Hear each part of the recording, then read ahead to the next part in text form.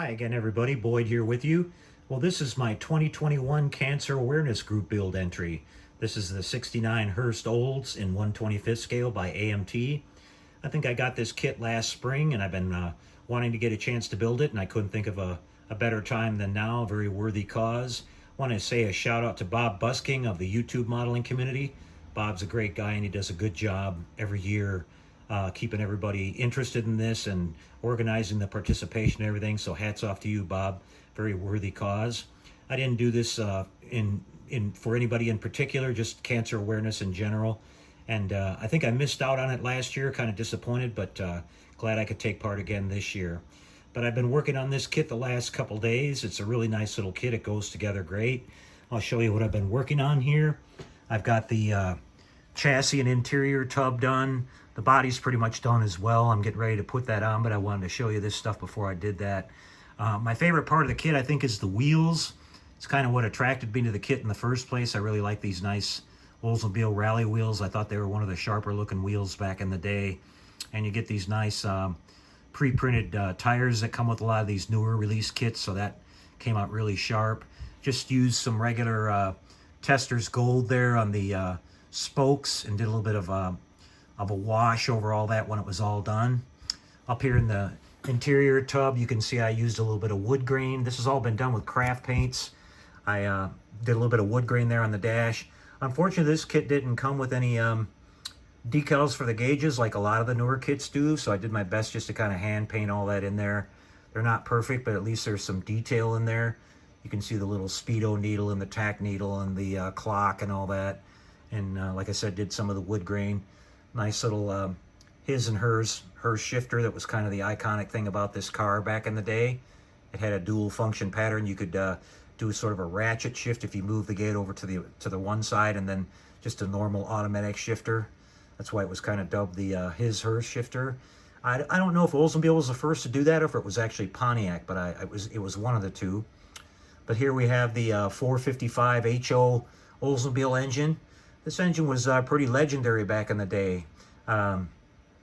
It's not like a super high horsepower engine, but the torque on this thing was incredible. You can look up the performance numbers on this car from back in the day when Car and Driver tested it. And it would run in the low 14s off of the showroom floor, which was actually pretty quick for, you know, the 1969, 1970 year. And with a little bit of tuning and, you know, good driver, you could easily get it into the 13. So pretty quick car back in the day. And the detail on the engine's real nice. The one thing that I wish they would have done on this kit was give you the actual ram air cleaner. I was going to do the little foam, you know, kind of gasket that goes in between the top of the air cleaner and the hood, but I decided not to because it really doesn't make any sense to do that because this air cleaner is not the correct one anyway. It's supposed to be black in the center with a little kind of a flap that opens with vacuum once the engine reaches a certain, you know, when you're into the gas pedal, and that goes through the air intakes on the hood scoop and everything. But yeah, the detail on this is pretty nice. I did a little bit of wiring on it there, and you know, didn't go crazy with it, but just I thought I should at least do the spark plug wires. This was done with Testors red enamel, just brush painted on the block and on the air cleaner. Give you a look at the bottom here. Nothing really fancy going on with that. Just straight up stock build. The chassis and everything fits together. It does have steerable front end and all that, and you know, the detail's pretty good. You know, typical of an AMT, they don't give you any. The front suspension's pretty basic and all that. You always get shocks for the rear, but you never get shocks for the front, which is kind of strange. Most of the time it's because the shocks are in the center of the coil springs and they just mold the coil springs solid and all that. But you know, it's kind of nice when you get a little bit more detail. But you know, it's a basic AMT kit and still really fun build. Like a lot of people, I enjoy the old AMT kits. They're known for their problems. I had a few issues with this. One of the things I want to point out that was kind of strange was it had these two sort of like, you know, little blocks, if you want to call them, molded onto the top of the chassis here. And when I tried to test fit the body with the interior tub, I was getting this weird rocking motion, and the body wouldn't lower down all the way onto the car like it should. And so I finally narrowed down to what it was. So I just took my Dremel tool and grinded those off. I've had that same thing happen on a couple kits, and I'm not sure why that is. Even when, you know, you set the tub in there, you can see now that when you set the tub in there, it sits down on the floor like it should, you know, on the chassis. But with that piece in there, it was kind of sitting something like this. And so it made the back of the car like not want to come down all the way. So that was kind of strange, but it was easily taken care of. But those are the kind of little things that you run into with AMT that a lot of you guys that build these know what I'm talking about. But overall, they, you know, if you put a little bit of work into them, they come out pretty nice. And you know, they have a lot of kits that aren't available in from other manufacturers. So you have to kind of you know, deal with that. And they do have a huge catalog of car kits. So and they've been around a very long time. So that's a look at the chassis. Everything came out really nice on that. We'll bring in the body now and talk about it a little bit. As I said, I'm about ready to drop this down onto the chassis, and I'm going to do that here in just a second. We'll come back and have a final look at it. I really had a fun time working with this. All the decals and everything worked out really good. The biggest issue I would say was right up here. I was watching a couple other people's builds of this kit, and they all had the same issue.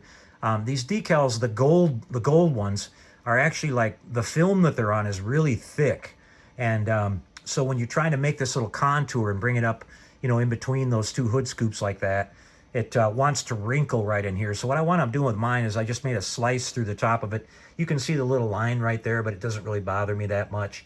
And it made the, you know, the wrinkling a little bit more manageable. There's still a couple really tiny ones in there that you have to get really close to see, but it made that a whole lot more manageable. So that kind of took care of that. Otherwise, all the decals and everything went down really nice. Now, I'm happy I tried this for the third time. I actually did bare metal foil on this one. And if I can turn it just right, you guys can see it. I had fun doing these ones up on the top of the fenders here that go all the way back and kind of sweep up. I'm getting pretty good at that. I'm really happy. This is only the third time I've tried to do it, and I'm getting better and better. This time I used the bare metal foil. It's called Super Bright Chrome. And the only thing I got to say about that is that I found that it was a lot more fragile and easy to tear. And for some reason, it would, when you peeled it off, it would leave like a really gummy residue behind on it. So I think I'm going to go back to the regular chrome version of the bare metal foil and use that next time. I didn't find that this was that much shinier. And the other stuff is a little bit more forgiving when you're going around contours and stuff, to where you can, you know, it'll give a little bit, where this stuff just tore like tissue paper every time you tried to do anything with it. So it took a while. I had to do and redo several spots over again a few times until I got it right. But all in all, it came out really nice, and I think it adds a really nice detail onto the kit. And so we got the rear bumper in place here and everything. Now they've got this kind of strange setup on this where to mount the body, you've got to have the tailpipes on the bottom of the chassis. I'll show you that right here. They've got these little tips that you can see right there. They have to go exactly into these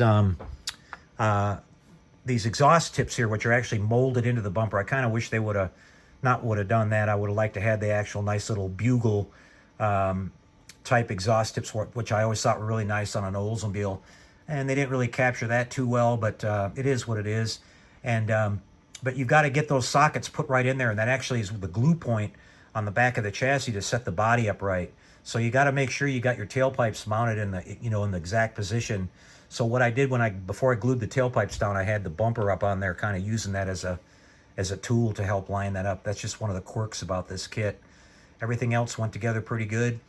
Now up here, what I did when I first put the hood scoop on after I painted everything, well, I actually had the hood scoop on it and then painted everything, you know, with the, oh, I wanted to point out what I used for that too. I just used this regular Duplicolor Oxford white. I didn't have any exact white here that I liked in the shop. Now, I would have went ahead and just painted this with craft paint because I've had good results with that, and especially once you clear over it, you really can't tell the difference. But I didn't have the exact color I wanted, so I went up to the auto parts store and bought this Oxford white, and it worked out pretty good. Then I used my 2K clear over the top of that. But up here, after I had painted it, I noticed that you could really see the white on the inside of the hood scoops there. So I just wanted to point out a simple little trick you can do for that kind of stuff, guys. I had some old black decals off of, I think it was the Revell 68 Charger kit that came with these huge black decals that you could put on the side that said something. And so I just cut those out to the shape, and I dabbed a little bit of water in there and just, you know, carefully slid them in there. And so now you get the illusion that that's all been painted in, and it sure looks like a whole, it looks a whole lot better than just having that white in there like I had to begin with. It looked kind of weird like that. It made the hood scoop look, you know, kind of fake or whatever. And then I noticed on this particular car that you see when you look at real versions, some of them have, I found some actual factory pictures of this car, and they had the, you know, the vent louvers here on the back of the hood blacked out. So I did that. Now, when you look at some of the restored cars, sometimes they have that detail and sometimes they don't, but I just went ahead and did it because that's what they showed on the original factory prototype car. And I think it does give the hood a little something extra and help break up the overall, you know, kind of white and everything. But yeah, it turned out really good. The grille and everything fit on it really nice. The bumpers fit on it really good, which, you know, we all know those can be a problem on some of these kits. The glass went in really good. And so everything worked out really nice. No problems at all. All right, you guys, what I'm going to do is go off camera here real quick. I'm going to get the body mounted onto the chassis, and we'll come back and show you how that looks. I've still got to do one more thing here. I've got to put the mirrors on it. And so I'll be working on that here too. That's kind of tricky. What I like to do is I like to drill a little tiny hole where the mirrors are going to go. That way my glue actually kind of, when I dab a little drop of glue on there before I put the mirror on, that glue will actually penetrate into the body a little bit and give you a little bit better holding power. You want to use a micro, you know, I use a really tiny drill bit that I make sure is smaller than the smaller in diameter than the base of the mirror, so you don't see the edge of the hole sticking out. But that works really good, and it, like I said, it helps your little glued on parts like that get a little bit, you know, have a little bit more something to hold on to than rather than just on the surface. But I'll go ahead and work on that, come back and show you how the model looks all finished up here, guys. Be right back. Okay, guys, I'm back with you after just a couple of minutes here. The body dropped right down onto the chassis, lickety-split. I'm really happy about that. You guys that build these car kits know sometimes that can be a struggle with, you know, clearing the firewall or the radiator support, or something gets jammed up in there and you gotta, you know, mess around with it and figure out what it is. But it just dropped down on there great. That little detail in the back with the tailpipes where they fit into the rear bumper, that helped a lot with lining everything up, and it actually gave you a nice little spot to glue it together and set the ride height just right and everything. So it looks really good. I'm really happy. You know, for a 30-year-old AMT kit, it's not bad at all. And the little extra decals they gave you really make it pop, and the nice detail on these rally wheels, I really like that. Everything came out really good. Nice little weekend build. Just you know, it took me a few hours on Saturday and Sunday, and besides waiting for paint to dry, it went together really quick. So fits great, looks good, not a bad kit at all. I'll show you the engine one more time here. It's just easier to dump this hood right off when we're doing this one-handed. And got the little 455 in there. Did a little bit of detail with the plug wires and stuff, but I didn't go too crazy. Just kind of kept it, you know, mostly box stock so you guys could see what it'll turn out like. And yeah, really nice little kit. And I remember a friend that had a 70 version of this. I don't think his was a Hurst though. I think it was a, I can't remember what it was called, a W something, or a W30 I think is what it was called. And it was a pretty decent little hot rod back in the day. He had done a few little mods to it, but you know, he's probably thinking like the rest of us do. He wishes he still had it all these years later, because these cars are worth a fortune now. But a lot of fun working on this, you guys. Show you a look at the bottom one more time here, just to show you that everything fit really good with it. It's you know, not bad at all. Sometimes, like I said, these are, you know, can be a real nightmare trying to get them together, but that worked out really, really good. We'll drop the hood back on it here.